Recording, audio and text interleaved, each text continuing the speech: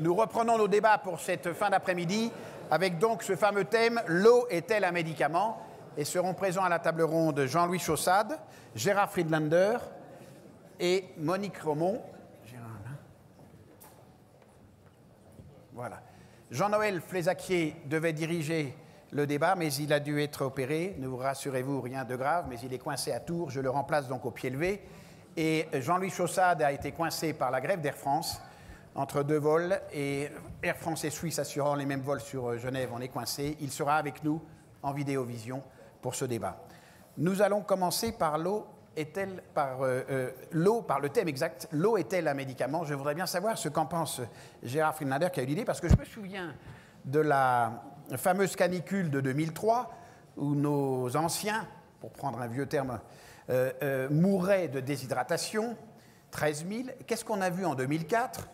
Arriver dans les réanimations de nos hôpitaux, des bibins d'hommes avec des comas hyponatremiques monstrueux, parce que les familles les gavaient d'eau. Donc j'ai envie de poser la question, pourquoi l'eau est-elle un médicament? Et, docteur, à quelle dose? Merci Guy. C'est un drôle de médicament, puisqu'il n'a pas de prix, ou un prix variable. Il est bon ou il n'est pas bon qualitativement, et je pense que M. Chaussade en dira peut-être quelque chose. Et puis, effectivement, comme tous les médicaments, le sous-dosage est néfaste et la surcharge, le surdosage peut être délétère. Alors, qu'est-ce que ça veut dire l'eau est un médicament? Ça veut dire que, moi je suis néphrologue de formation, moi j'ai vécu, j'allais dire, dans l'eau depuis tout petit. Je vais vous donner quelques exemples pour fixer les idées. Alors, il y a des exemples que tout le monde connaît.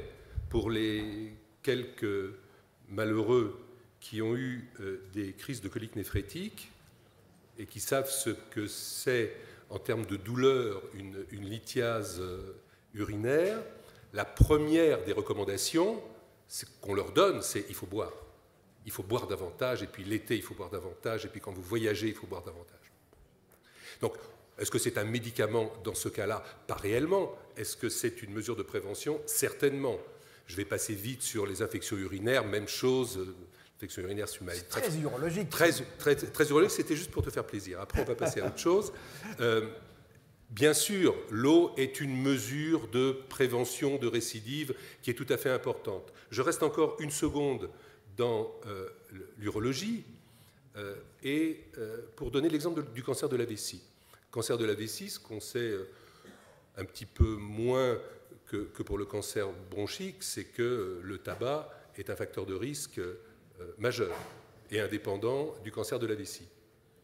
Et on sait aussi que si le tabac favorise le cancer de la vessie, c'est parce que des substances inhalées passent dans le sang, que ces substances sont cancérigènes, qu'elles sont éliminées par voie urinaire, qu'elles sont stockées dans l'urine de la vessie, qu'elles interagissent avec les cellules de la vessie et qu'elles finissent par faire des mutations. Plus souvent vous videz la vessie, plus vous avez une urine diluée, moins ces substances sont toxiques. Ça, c'est tout à fait évident. Il faut partir boire tout de suite. Attendez la fin peut-être de la table ronde et puis vous pourrez aller boire. Et puis, une littérature a émergé dans deux domaines plus récemment. La maladie rénale chronique, qui est réellement une maladie qui pèse lourd à la fois en termes de, j'allais dire, d'inconfort pour les patients, bien sûr, mais également de poids financier pour la société, puisque, pour fixer les idées, 30 à 40 000 malades en insuffisance rénale terminale en France, plus de 2% des dépenses de santé, et ça n'est que la partie émergée de l'iceberg, puisqu'on estime qu'il y a entre 10 et 50 fois plus de gens qui ont une insuffisance rénale au-delà de ces 30 000. Aujourd'hui, on sait qu'en fonction des apports en eau, on est capable de ralentir la progression inéluctable de la maladie rénale jusqu'à son stade ultime. Et là, on est vraiment en face d'un médicament, c'est-à-dire une substance qui peut modifier le cours d'une maladie. Alors après, ça, la maladie rénale chronique, c'est une maladie fréquente. On peut parler de maladie grave. Par exemple, il y a une maladie rénale génétique qui s'appelle la polykystose rénale, Aujourd'hui, on sait que l'hormone qui contrôle le bilan de l'eau dans l'organisme, qu'on appelle l'hormone antidiurétique, est toxique dans cette maladie, au point qu'on a fabriqué des antagonistes pharmacologiques des récepteurs de l'hormone. Mais on ne sait pas fabriquer de bons récepteurs, de bons antagonistes vis-à-vis de tous les récepteurs. Il n'y a qu'une manière de freiner la sécrétion de cette hormone, c'est de boire. Donc moi j'attends l'industriel qui aura le courage ou les industriels qui auront le courage de supporter, de soutenir financièrement une étude prospective sur cette maladie, montrant que si on augmente les apports en eau, on est capable de stabiliser, là aussi, l'évolution de cette maladie. Alors après, on peut parler de choses bien plus, j'allais dire, bien plus fréquentes encore. L'eau et le sel, on le sait, ont des liens qui sont des liens compliqués.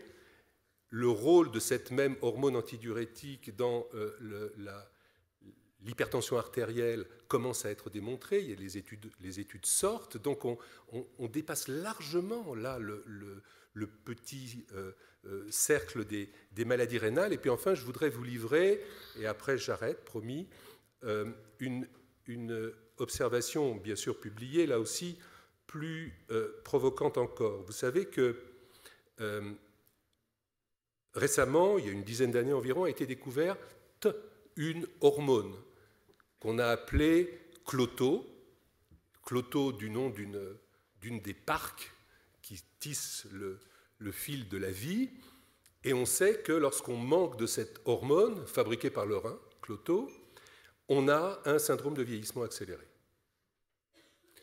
Que les animaux qui manquent de Cloto vieillissent plus vite que les autres, que les mutations chez l'homme de Cloto donnent des signes de vieillissement accéléré, eh bien la découverte récente, c'est que cette même hormone antidiurétique qu'on va freiner quand on boit, eh bien elle diminue la fabrication de Cloto par l'organisme. Donc aujourd'hui, c'est est-ce que l'eau et la quantité d'eau qu'on boit est capable d'influer sur la longévité. Pour ça, il faut des études prospectives. Ces études manquent, évidemment, mais on a des pistes qui sont quand même intéressantes et qui manquent encore de liens, de causalité chez l'homme. Passionnant, passionnant. Merci. Alors, nous sommes en contact avec Jean-Louis Chaussade. Jean-Louis Chaussade, merci d'être avec nous. Désolé de ne pas vous avoir en live à cause de cette fichue grève des transports, mais on est ravis d'avoir pu se connecter. Vous êtes un passionné de l'eau. 2 H, 2 hydrogènes, 1 oxygène. C'est rien l'eau. Comment on la produit? Ah ben, c'est la nature qui l'a produit. Et extrêmement sur la planète. Elle est évidemment la plupart du temps puisque on considère qu'à peu près 95% de l'eau sur la planète, c'est de l'eau salée. Et que sur les 5% qui restent, il y en a à peu près 3% qui sont congelés dans les pôles. Donc on a très peu d'eau en fait disponible, d'eau douce disponible. Mais si vous permettez de revenir sur le débat précédent qui a été très intéressant, pour le néophyte que je suis, le non-médecin que je suis, je voudrais quand même dire que quand on pose la question est-ce que l'eau peut permettre d'accélérer ou d'augmenter plutôt la durée de vie, ou de réduire le vieillissement, ou de participer comme retardateur, si je puis dire, des conditions qui conduisent à fin de vie, je vous dirais qu'il faut se remettre, pour comprendre bien ça, dans les conditions du 19e siècle. En fait, l'eau, après être un facteur de vie, c'est évidemment un énorme facteur de vie, a été très longtemps un facteur de mort. Il l'est d'ailleurs de manière encore extrêmement persistante dans tous les pays qui n'ont pas, comme nous, des systèmes structurés de distribution d'eau. Je le dis souvent parce que moi je considère que c'est un des miracles de la révolution industrielle du 19e siècle, c'est que c'est grâce à Pasteur, grâce à tous ceux qui ont pu analyser ce qu'il y avait dans l'eau, qu'on a compris que l'eau était le premier véhicule de toutes les grandes maladies et toutes les grandes épidémies du 19e siècle. On a bien sûr dans notre inconscient général, on a oublié, mais les villes de Londres, de Paris, de Barcelone, pour en prendre quelques-unes que je connais, ont connu des épidémies considérables dues à l'eau jusque dans les années 1870-1880. Donc l'eau, avant d'être un facteur de vie, a longtemps été aussi un facteur de maladie, et on ne mesure pas très bien dans notre pays ou dans nos pays modernes les progrès fantastiques qui ont été faits en 100 ans. Et si je peux donner quelques chiffres pour rassurer ceux qui peuvent parfois penser que l'eau potable en France ou en Europe n'est pas toujours potable, c'est certainement le produit qui est aujourd'hui le plus contrôlé. Alors d'ailleurs, c'est un produit sanitaire. Quand on dit est-ce que c'est un médicament, j'en sais rien, mais dans tous les cas que c'est un produit sanitaire, ça c'est sûr. Il y a à peu près 10 millions d'analyses d'eau qui sont faites en France par an, et on vérifie en permanence 54 paramètres pour s'assurer que l'eau qui arrive chez vous, chez moi, chez tout le monde, est une eau de bonne qualité et qui n'entraînera pas des maladies qui seraient nuisibles à la santé des uns et des autres. Donc H2O, pour prendre dosage d'un eau, ça paraît quelque chose d'extrêmement simple. En réalité, c'est quelque chose de magnifique. C'est, à mon avis, quelque chose qui porte en lui à la fois, comme je l'ai dit, la mort et la vie. C'est ce qui fait de ce produit quelque chose de tout à fait exceptionnel. J'ajoute que, heureusement qu'il n'y a pas que de l'eau dans l'eau que nous buvons, parce que H2O tout court, je pense que c'est, et les médecins qui sont là le diront mieux que moi, quelque chose qui serait catastrophique, puisque nous avons besoin des sels minéraux qui alimentent en permanence le corps humain. Alors justement, vous m'intéressez beaucoup parce que, en termes de sécurité, vous nous avez parlé de contrôles innombrables. J'ai l'impression que vous contrôlez beaucoup plus que ce que l'on fait dans un bloc opératoire. Moi qui suis chirurgien, il n'y a pas des dizaines ou des centaines de contrôles par jour. J'ai été visiter l'usine Danone qui fait les Gervita, 1000 contrôles par jour. Et vous-même, vous indiquez combien vous êtes contraint. Ça, c'est une première question qui m'intéresse. Comment arrivez-vous à sortir de l'eau potable dans une ville comme Chongqing, en Chine, 32 millions d'habitants que vous fournissez en eau, et comment se fait-il que vous arriviez à cette réussite dans le cadre d'une concession? Ce qui est très exemplaire, vous me l'aviez dit, c'est que vous avez la liberté de faire dans le cadre d'une concession de service public. On aimerait bien que les hôpitaux puissent être comme ça, avoir une concession de service public pour produire les soins qu'ils font. Donc, la sécurité et la concession, j'aimerais vous entendre là-dessus. La sécurité, je dirais, c'est consubstantiel à une société comme Suez Environnement. Nous sommes nés, la Lyonnaise des Eaux, notre ancêtre, était née en 1881, et elle était née pour fournir de l'eau potable, donc de qualité, à des habitants à côté de Nice, puisque en fait c'était l'alimentation en eau de Cannes, il n'y avait pas d'eau autrefois à Cannes. Donc dans nos entreprises, je l'ai expliqué tout à l'heure, révolution industrielle, Pasteur, une crainte extraordinaire que l'eau ne soit pas de bonne qualité et qu'elle soit le grand poison qui alimente les villes, si je puis dire. Et donc dans les entreprises, dans nos entreprises, dans l'ADN de nos entreprises, la problématique de la qualité de l'eau, la qualité du service en général, mais de la qualité de l'eau, c'est quelque chose qui est absolument ancré, j'allais dire, dans le conscient, dans le subconscient des gens qui travaillent dans l'entreprise. Donc oui, la qualité, c'est un élément essentiel, d'autant plus que quand l'eau n'est pas de bonne qualité, comme je le disais tout à l'heure, elle peut entraîner des désordres tout à fait gravissimes sur la santé des individus. Et quand on fait des grandes usines, des usines qui alimentent 500 000 personnes, 1 million, plusieurs millions, comme vous le disiez à Chongqing, on ne peut pas se permettre d'avoir des eaux qui ne soient pas de très bonne qualité.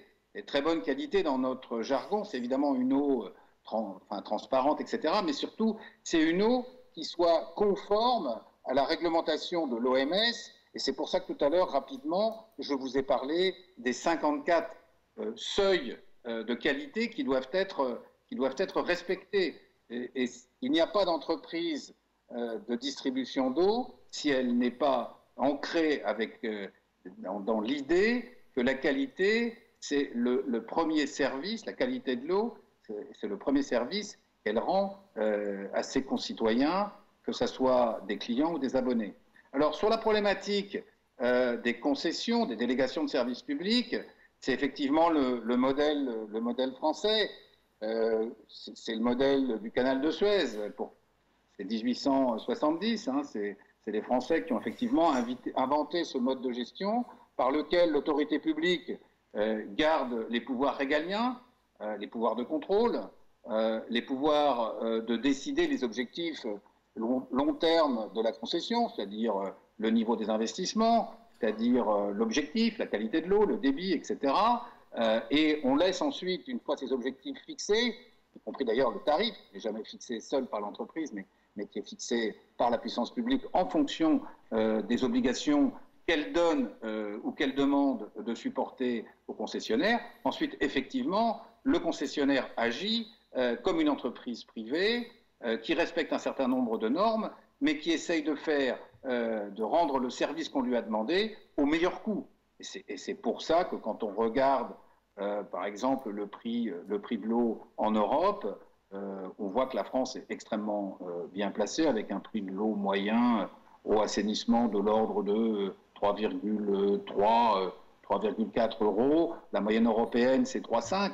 Mais les grands pays nordiques qui sont très bien équipés, l'Allemagne, la Belgique, la Hollande, l'Angleterre, ont des prix de l'eau qui sont très supérieurs aux nôtres. Donc je pense que ce système, il a permis d'allier deux choses qui paraissaient contradictoires, c'est-à-dire le rôle régalien de la puissance publique dans un domaine clé, celui de l'eau, et la capacité des entreprises à se mobiliser par l'innovation, par l'intelligence, pour faire mieux, et souvent mieux et moins cher, le travail qu'on leur a demandé, tout en respectant des cahiers des charges extrêmement précis. Autrement dit, l'initiative et l'innovation sont au cœur de nos métiers, et c'est pour ça qu'on réussit, on a réussi en France, mais c'est aussi pour ça qu'on réussit extrêmement bien maintenant à l'international.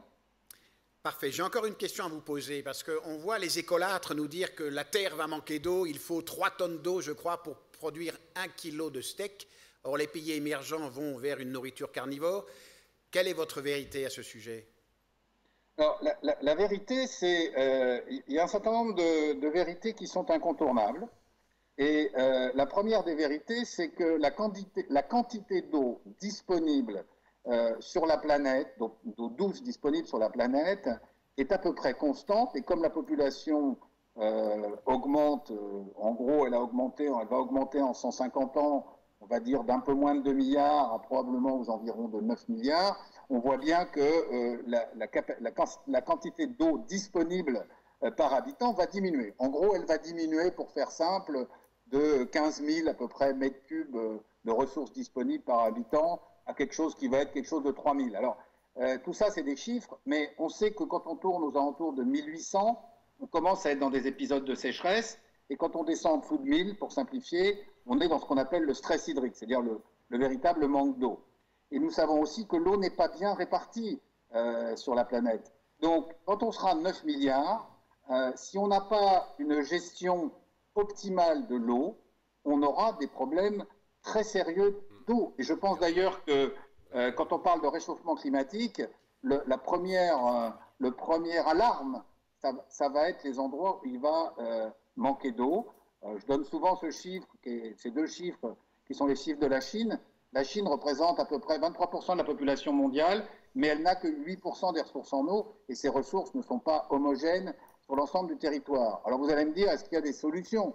Les solutions, vous avez donné un très bon exemple. Il faut à peu près, effectivement, pour un kilo de viande, il faut, moi j'ai plutôt en tête, mais c'est à peu près 10 000 litres d'eau, donc 10 mètres cubes. Bon. En tous les cas, ce qui est certain, c'est que il y a 4 sujets qu'il va falloir gérer au mieux dans l'avenir. Le premier, c'est les usages de l'eau qu'il va falloir gérer. Aujourd'hui, on ne les gère pas. Personne ne se préoccupe de savoir ce que consomme une industrie pour faire de l'agriculture. Et donc, en réalité, quand vous regardez les chiffres, c'est l'agriculture qui consomme le plus d'eau, à peu près en moyenne sur la planète, 75% de l'eau utilisée est utilisée pour l'agriculture. Bon, vous avez l'industrie qui doit à peu près en consommer, suivant les pays, et le degré d'industrialisation, entre 15 15-20% maximum, et puis vous avez la consommation humaine qui doit représenter 5 à 10%. Donc on voit bien, il va falloir qu'on gère à la fois les besoins de la population, les besoins de l'industrie, les besoins de l'agriculture. Ça, c'est un premier challenge qui se rapproche de la question que vous posez. Est-ce que tout le monde pourra manger de la viande de la même manière ou dans la même quantité que les Américains? Et la réponse, c'est non. Ça, c'est absolument certain. Ensuite, il va falloir gérer d'une autre manière les différents cycles de l'eau. Aujourd'hui, dans les pays qui ont très soif, si je puis dire, en tous les cas, où il y a des manques d'eau, la gestion du cycle de l'eau n'est pas optimisée. Loin de là. Ça veut dire quoi l'optimiser? D'abord, c'est d'abord connaître la ressource que l'on a, s'assurer qu'elle est de bonne qualité. Ensuite, si on la distribue, essayer d'éviter qu'il y ait des pertes monstrueuses dans les réseaux. La plupart, on va dire, des villes du Sud ont des rendements de réseau, c'est-à-dire la quantité d'eau qui va chez l'habitant par rapport à la quantité d'eau que vous avez produite, qui sont de l'ordre de 50%, 60%. C'est pas possible dans un monde où il n'y aura pas assez d'eau. Ensuite, il y a toute la gestion intelligente de l'eau par nous-mêmes. Est-ce qu'on a besoin de prendre des bains? Est-ce qu'on ne ferait pas mieux de prendre des douches? Est-ce que combien on consomme d'eau pour laver une voiture? Enfin, on sait bien que dans la vie quotidienne, on pourrait consommer moins d'eau qu'on en consomme. D'ailleurs, un pays comme la France, où pourtant l'eau ne manque pas, continue à baisser sa consommation, en gros d'1% par an, et que je sache, ni les uns ni les autres, nous avons le sentiment de manquer d'eau. Ensuite, vous allez avoir à la fin du cycle, vous allez récupérer l'eau résiduaire. De plus en plus, on fait ce qu'on appelle des boucles courtes, c'est-à-dire que l'eau résiduaire est traitée, très bien traitée, et elle peut être utilisée soit pour l'agriculture, soit pour des usages industriels en fonction des besoins locaux. Et puis enfin, évidemment, il y a les capacités de production alternative, et donc c'est tout ce qui touche au dessalement, avec aujourd'hui des techniques qui sont extrêmement sophistiquées, qui permettent de faire des usines gigantesques qui peuvent alimenter en eau potable des villes qui, sinon, je pense à l'Australie par exemple, à la ville de Perth pour donner un exemple, sinon ne pourraient plus se développer. Et d'ailleurs, ces techniques de dessalement sont en train de s'améliorer, la lutte principale étant d'essayer de réduire au maximum la consommation d'énergie. Donc, il y aura des réponses sociétales, des réponses techniques et des réponses humaines à la question que vous me posez. Le plus compliqué étant d'éviter, si je puis dire, des exodes. Parce que quand il n'y a plus d'eau, il n'y a plus d'agriculture, les gens s'en vont. C'est d'ailleurs ce qu'on voit aujourd'hui, malheureusement, au Sahel, avec toutes les conséquences. Donc il faut anticiper. C'est par exemple ce que font de plus en plus les Chinois. Mais on voit beaucoup de pays qui commencent à réfléchir à toutes ces questions. Merci. Donc nous avons eu le physiologiste avec Gérard Friedlander. Vous nous avez raconté plein de choses passionnantes aussi en matière industrielle. Je m'adresse à Monique Romont, qui est professeure de nutrition à l'Université de Lille 2 et qui préside aux destinées de la Société française de nutrition. Monique Romont, racontez-moi un petit peu. Quel conseil sur l'eau? Moi, je vais revenir un petit peu au sujet de la journée, qui est les inégalités, parce qu'effectivement, c'est un très bon choix, l'exemple de l'eau et peut-être de la boisson sur les inégalités. Et M. Chaussade vient d'évoquer cette problématique. L'accès à l'eau, c'est déjà une inégalité majeure, parce qu'effectivement, il a parlé des épidémies au XIXe siècle à Paris et à Londres, mais il ne faut pas oublier qu'actuellement, de nos jours, il y a 11% de la population dans le monde qui n'a pas accès à l'eau potable, et qu'on continue, il y a 500 000 enfants qui meurent tous les ans de diarrhée suite à de l'eau non potable, et qu'il y a aussi toute une morbidité qui est liée, qui est le trachome, qui est la malaria, qui est aussi favorisée par des eaux de mauvaise qualité. Donc c'est une première inégalité, une inégalité majeure de santé, qui ne nous touche, Dieu merci, plus, mais qui existe dans le monde, qui va effectivement, grâce à certaines initiatives, et vous avez parlé de la Chine et de l'action de Suez, où on améliore, il y a des tas d'actions pour améliorer l'eau. Mais d'un autre côté, il en a bien parlé aussi, eh bien, on a ce changement climatique qui n'est pas dans l'avenir, qui est déjà là maintenant, avec effectivement d'une part la sécheresse, d'autre part les inondations qui vont aussi nuire à la qualité de l'eau et qui ont des conséquences importantes pour la santé. Et puis on a aussi la pollution de l'eau dans certains pays, notamment en Amérique du Sud, par les pesticides et par un usage immodéré et majeur de pesticides. Donc je pense qu'il a bien fait de parler de la nécessité qu'on a d'économiser l'eau dans tous les pays et de penser à ce qui se passe dans le monde. Et on peut dire c'est loin, mais ça nous touche quelque part. Il ne faut pas oublier que une partie, il n'y a pas que ça, des guerres du Moyen-Orient, ce sont des guerres de l'eau. Et bon, on voit ce qui se passe actuellement. Ce n'est pas l'eau, mais peut-être que l'eau n'est pas indifférente. Et deuxième type d'inégalité, là l'eau, elle peut se boire telle qu'elle, et une eau de bonne qualité, et puis il y a la boisson. Et il y a un point qui est important, et là qui vient toucher les inégalités dans notre pays. Je rappellerai que la consommation de boissons sucrées, et maintenant il n'y a plus aucun doute là-dessus, l'augmentation de la consommation de boissons sucrées favorise la prise de poids et favorise la prévalence de l'obésité, et notamment chez l'enfant. Et là, on est aussi dans une inégalité sociale. Pourquoi ?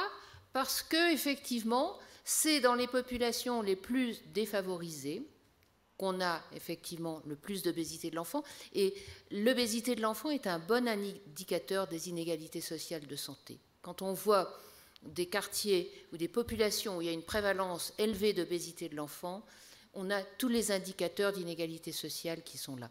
Dans ma région, par exemple, il y a des villes, des quartiers où on a 25% d'obésité de l'enfant. Et on sait aussi que c'est dans ces populations-là que, bien effectivement, il y a le plus de consommation de boissons sucrées. Pourquoi ? Eh bien parce que la boisson sucrée, comme un certain nombre d'aliments de junk food, eh bien c'est la seule possibilité pour ces populations d'avoir un accès aux biens de consommation. Et les parents qui se sentent parfois, qui n'ont pas l'impression d'offrir à leurs enfants tout ce qu'ils voudraient leur offrir, peuvent leur offrir des boissons sucrées et ont l'impression de les priver s'ils ne leur en donnaient pas. Donc ils leur en donnent parce qu'ils veulent essayer de faire quelque chose pour leurs enfants, et effectivement c'est négatif, mais c'est dans la représentation de ces boissons sucrées. Et c'est important ce phénomène-là. Il est vrai que les États-Unis voient l'obésité réduire grâce à des méthodes de prévention et d'alerte sur ces problèmes d'eau sucrée. Alors, les États-Unis ne voient pas encore l'obésité réduire, mais on a bien montré que quand on faisait, sur des essais cas témoins, quand on remplaçait par exemple une canette de boisson sucrée par une canette de boisson édulcorée chez des jeunes et des adolescents obèses, eh bien, on pouvait contribuer à la diminution du poids. Il y a aussi différentes actions qui ont été faites qui montraient que quand on faisait une promotion de la consommation d'eau, qu'on mettait à la disposition des fontaines d'eau, là aussi, on pouvait favoriser. Mais c'est une mesure parmi d'autres. Il ne faut pas oublier que l'obésité, c'est quelque chose de multicausal et que c'est vraiment beaucoup de mesures qui doivent être prises. Mais l'eau, effectivement, est une des mesures. Favoriser l'accès aux enfants à de l'eau de bonne qualité, leur apprendre à aimer l'eau et l'apprendre à leur mère, parce que leurs mères boivent aussi les boissons sucrées, eh bien, c'est quelque chose d'important en termes de prévention. Jusqu'à présent, on a beaucoup parlé d'inégalité d'accès aux soins et pas beaucoup de prévention, mais je pense qu'il faut peut-être commencer aussi par là. Bien sûr. Jean-Louis Saussade, vous êtes toujours avec nous ? Absolument. Voilà, je voulais votre avis sur... on voit les minéraliers déferler dans les pays en voie de développement pour vendre leurs petites bouteilles encapsulées. Qu'est-ce qui est le plus cher ? Acheter de l'eau déjà produite ailleurs ou construire les usines qui permettent d'avoir de l'eau propre dans ces pays-là ?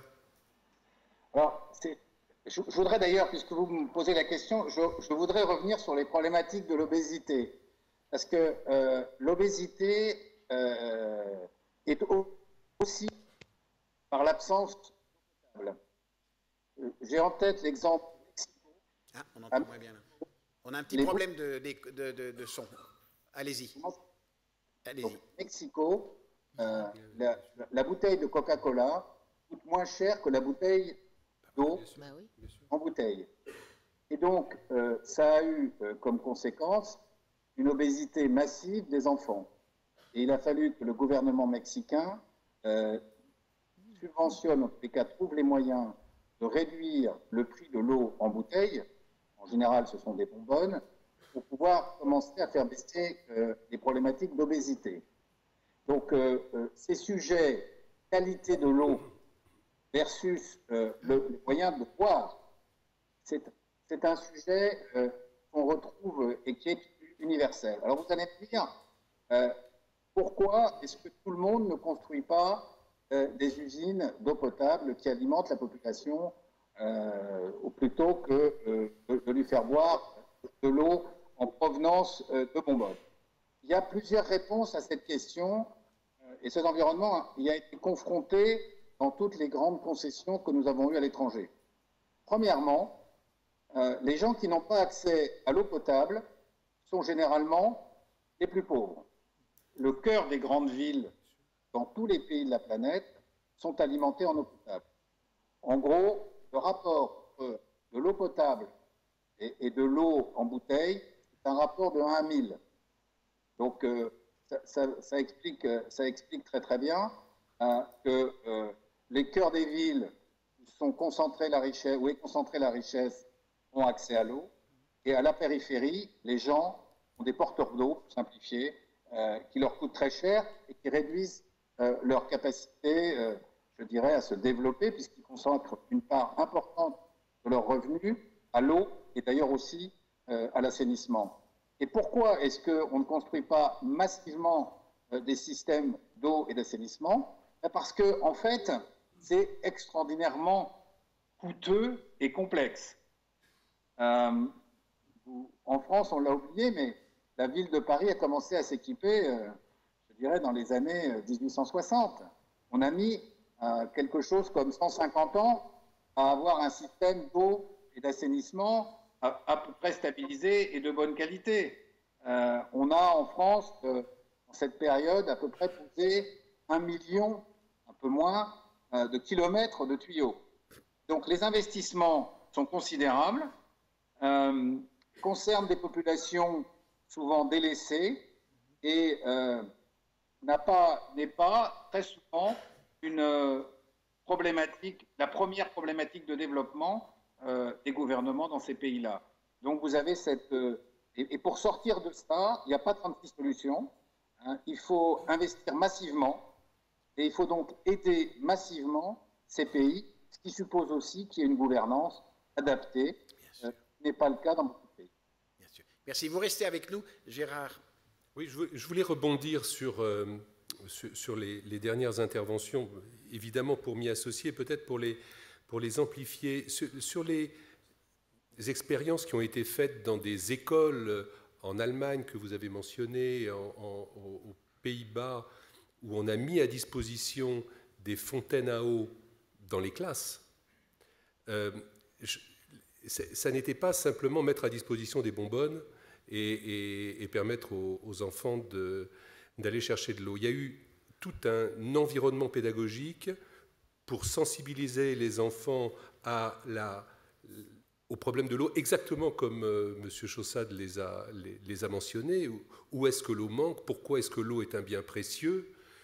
Comment est-ce qu'il faut rester vigilant sur la qualité de l'eau? Autrement dit, il y a une acculturation vis-à-vis de l'eau qui est nécessaire. L'eau doit faire partie de l'éducation. Ça, je crois qu'on apprend aux enfants à manger, on apprend aux enfants à se tenir à table, on doit leur apprendre qualitativement et quantitativement à boire. Je crois que c'est vraiment important. Et on en fera des adultes qui, du point de vue de l'apport en boisson, effectivement, se conduiront tout à fait différemment.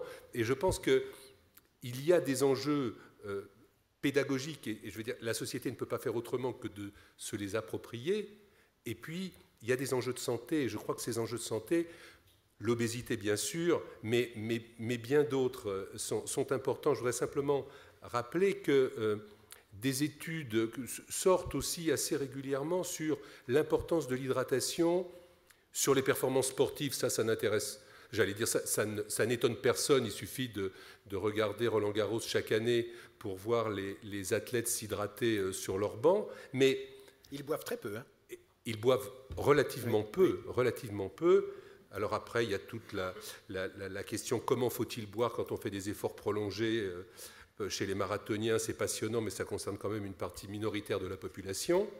Et puis, la déshydratation, ou en tout cas un manque d'hydratation optimale, a des conséquences sur les performances cognitives, a des performances sur l'apprentissage. Et ça aussi, ça concerne les enfants. Donc, on est réellement dans une dimension très large, hein, puisque vous voyez, on a des aspects qualitatifs, on a des aspects quantitatifs, avec, comme ça a été dit, le luxe d'avoir ces préoccupations-là en comparaison de populations qui manquent d'eau et qui manquent d'eau potable.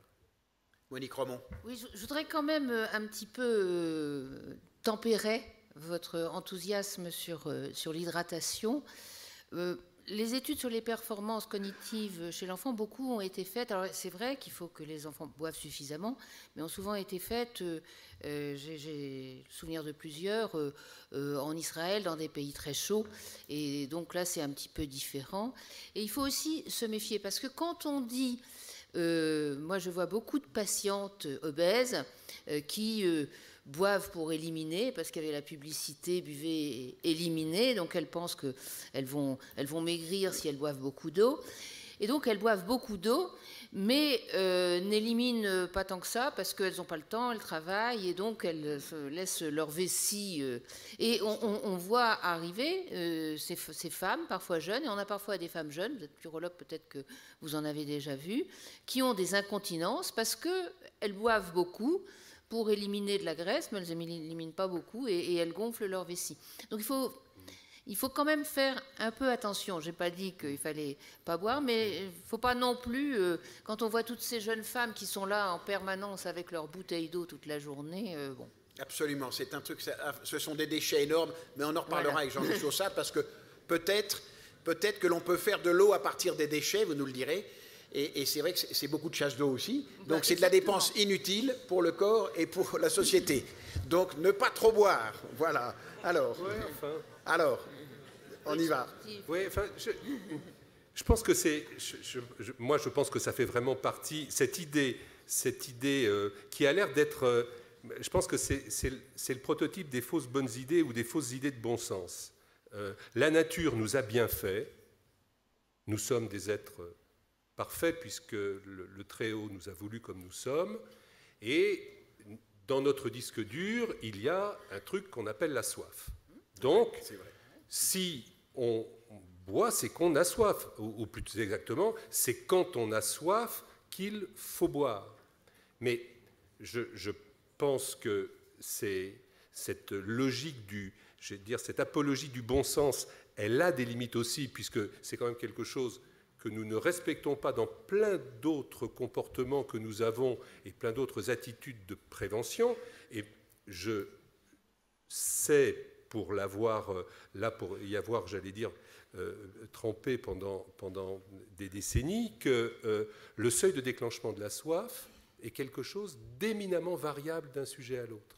C'est probablement, si vous comparez deux choses, la manière dont le corps déclenche la sécrétion de son hormone qui contrôle l'eau, l'hormone antidiurétique, et si vous comparez ça à la soif, le déclenchement de seuil de soif est quelque chose d'incroyablement variable. Autrement dit, je pense que comme beaucoup de comportements, on ne peut pas lui faire strictement confiance en termes de « ah ben, si on n'a pas soif, c'est qu'on n'a pas besoin d'eau ». Je pense que ça n'est juste pas vrai. Et que les conseils diététiques que nous donnons dans le cas de pathologie, mais même chez des sujets en termes de prévention, c'est de ne pas attendre d'avoir soif pour boire de l'eau. Hein, on parle bien de l'eau. Et que quand on regarde la multiplicité des effets de cette hormone, on devient convaincu. Vous savez, je vais juste faire une petite parenthèse parce que elle est intéressante, je pense, en termes dialectiques. Il y a une vitamine que tout le monde connaît aujourd'hui, qui est la vitamine D. La vitamine D, ça a toujours été la vitamine, quand on en manque, on est rachitique. Ça a duré des siècles.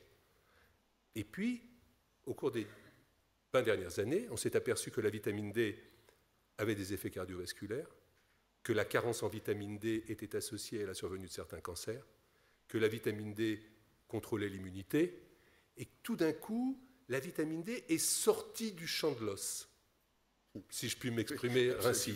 Eh bien, l'hormone antidiurétique est en train de sortir du champ de l'eau.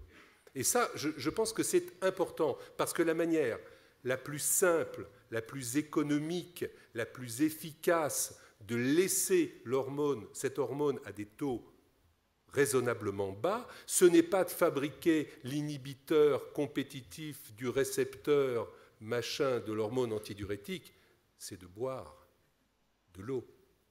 Donc, voilà, de temps en temps, notre bon sens et notre confiance dans notre disque dur universel, je me permets de le remettre un petit peu en question. C'est vrai, mais on s'habitue à boire de l'eau. Moi, je vois un certain nombre de malades. On s'habitue à boire de l'eau, voilà. Tant mieux. Mais oui, non, parce qu'en fait, on rend les malades potomanes. Oui. C'est incroyable de voir les petits vieux qui se lèvent 4 fois la nuit. Eux, ça ne les dérange pas. Ils ronflent en se levant. C'est maman qui est embêtée parce que le lit est secoué. Et voilà. Et c'est comme ça que ça se passe. Et on leur dit, arrêtez de boire. Mais docteur, mais non, mais je vais mourir si j'arrête de boire. Donc, ils deviennent potomanes. Ils boivent 3 litres. Il y en a qui s'astreignent. Ah non, le petit verre tout le temps. 3 litres, on n'est pas potomane. Alors, combien? 3 litres, on n'est pas potomane. Alors, à combien on l'est? Alors, ça, c'est une très bonne question. Et la tolérance à l'eau dépend de ce qu'on mange. Si vous avez une alimentation équilibrée, vous êtes résistant, ça veut dire vous êtes dans une situation d'équilibre en buvant 4, 5, 6 litres d'eau. Si en revanche, vous combinez des apports en eau importants, une sous-nutrition et en plus un rein qui fonctionne moyen, vous allez avoir des complications, des hyponatrémies et ce que tu indiquais tout à l'heure. Absolument. Et chez les personnes âgées, au fond, et c'est pour ça que c'est une population à risque sur laquelle les conseils doivent être un petit peu différenciés, on cumule les trois. Un rein qui a commencé à vieillir, qui ne fonctionne plus très bien, très souvent un apport alimentaire modeste, et puis si on leur fait peur en leur disant « attention, vous allez être déshydraté, il faut boire », alors là on peut avoir des ennuis effectivement. D'accord. Jean-Louis Chaussade, je reviens vers vous, mais je donne d'abord la parole à Monique Remond. Oui, je voudrais quand même redire qu'il faut quand même boire quand on a soif. Aussi. Bon, voilà. Alors, et oui. Manger quand on a faim. Parce qu'effectivement, l'obésité, c'est aussi parce que maintenant, on mange un peu tout le temps et pas obligatoirement quand on a faim. Donc ça, c'est déjà revenir à écouter les signaux internes, apprendre, et ça aussi c'est important, apprendre aux enfants à écouter leurs signaux internes de faim et de soif, c'est important. Et 3-4 litres d'eau par jour, ça fait pas de mal. Mais bon, il faut aussi, si vous avez justement une alimentation variée, bah, oui. Vous avez de l'eau dans vos aliments, hein, dans les légumes, dans les fruits. Et quand je parle de l'eau, c'est de l'eau, bien sûr des boissons, mais également des aliments. Voilà. Hein, bien sûr, c'est les apports globaux, globaux en eau, bien sûr. Mais, oui. mais pour avoir été au Niger, en plein Sahel, on voit des hommes et des femmes superbes qui ne boivent pas. Quasiment pas, dans un climat épouvantable, à 45 degrés, avec des vents d'une chaleur monstrueuse. Comment font-ils? Ils ne boivent quasiment pas et on les voit, ils sont superbes. Il y a une adaptation absolument aux apports qui se voit dans ces populations qui ont un accès à l'eau limité et qui, de fait, ont, j'allais dire de manière ancestrale, l'habitude de boire peu. Oui. Voilà. D'accord. Si je poussais ton paradoxe jusqu'au bout, je dirais... Ils sont superbes à 25 ans et à 30 ans. Oui, bien sûr, mais il n'y a pas que l'eau. Jean-Louis Chaussade, parlez-nous un petit peu de ce que l'on peut faire pour recycler les déchets et peut-on en faire de l'eau? Pas aujourd'hui. C'est une question auquel je ne m'attendais pas vraiment. C'est le meilleur. Non, on ne peut pas faire avec des déchets, on ne fait pas de l'eau. Je pense qu'en réalité, il faut raisonner de la manière suivante. les déchets sont en fait une source inépuisable, soit d'énergie, soit de matières premières dites recyclées ou secondaires. Et je pense que le monde dans lequel nous évoluons, et l'eau d'ailleurs rentre dans ce monde, est un monde dans lequel on va devoir travailler sur ce qu'on appelle l'économie circulaire, c'est-à-dire sur une économie qui sera beaucoup plus économe en matières premières, globalement, et en eau en général, car notre économie ouverte d'aujourd'hui est une économie qui est quand même globalement de gaspillage des matières premières. Et d'ailleurs, quand on regarde les cours d'économie qu'on nous donne, en tous les cas jusqu'à maintenant, on nous parle du travail, on nous parle du capital, on nous parle jamais de la matière première. Or, dans le monde de demain, il faudra donner une valeur à la matière. C'est ce qui rend d'ailleurs le 21e siècle si passionnant, c'est que les équilibres du 20e ne peuvent plus s'y appliquer. Absolument. Gérard? Monique?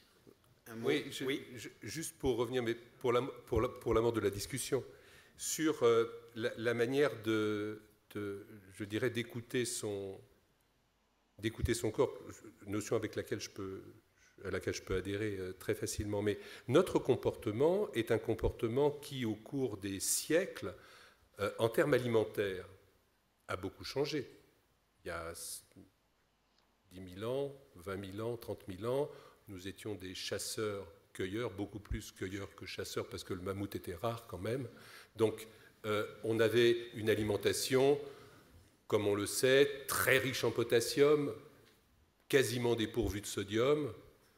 Il n'y avait pas de mesure de pression artérielle à l'époque, mais si on en avait eu, on peut imaginer que la prévalence de l'hypertension artérielle aurait été négligeable. Et on est passé à travers la révolution de la conservation des aliments, les salaisons, et puis maintenant notre alimentation moderne a une alimentation exactement inverse, c'est-à-dire très riche en sodium, très pauvre en potassium, et puis on a vu exploser les maladies cardiovasculaires. Bon. Donc l'hypertension artérielle, etc., etc. Et ce que je voudrais juste indiquer, c'est à quel point le bilan de l'eau est associé et joue un jeu compliqué avec le bilan du sodium.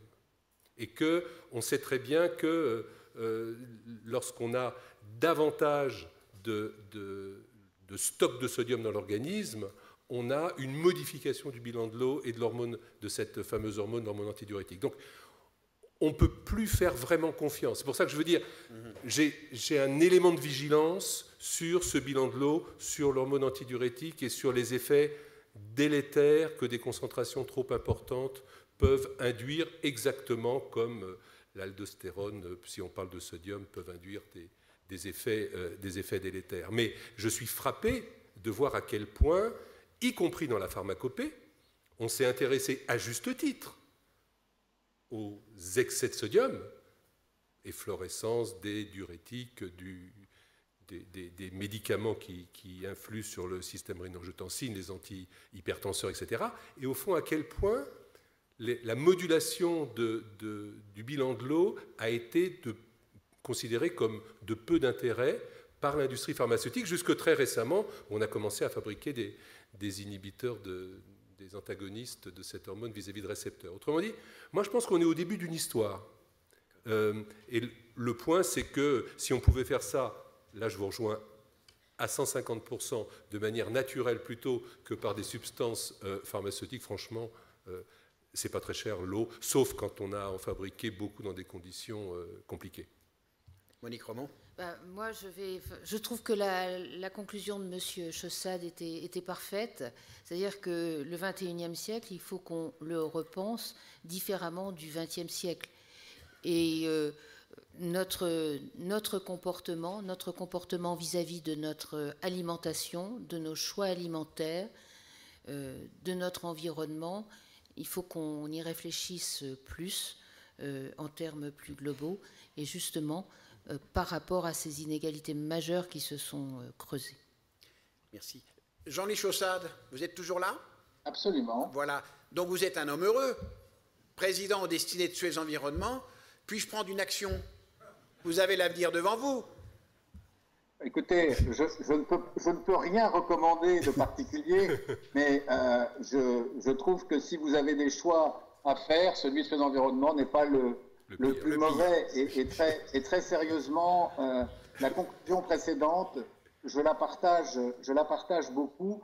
J'ajouterais que le XXIe siècle doit être un siècle beaucoup plus équilibré et que, effectivement, les inégalités du XXe siècle, ne pourront pas perdurer au XXIe, en particulier sur la problématique de la répartition des matières premières, dont l'eau est un des éléments essentiels et dont les matières agricoles aussi. C'est un sujet, le XXIe siècle, un siècle d'équilibre où ça ne sera pas un siècle. C'est pour ça, et on va conclure là, qu'il faut absolument créer un ministère qui regroupe l'agroalimentaire, la santé et l'environnement. Vous en êtes bien d'accord? Écoutez, je pense que Mme Ségolène Royal, si on lui pose la question, elle dira non. L'industrie sera certainement d'accord. Parfait. Merci beaucoup à tous les trois pour cette table ronde.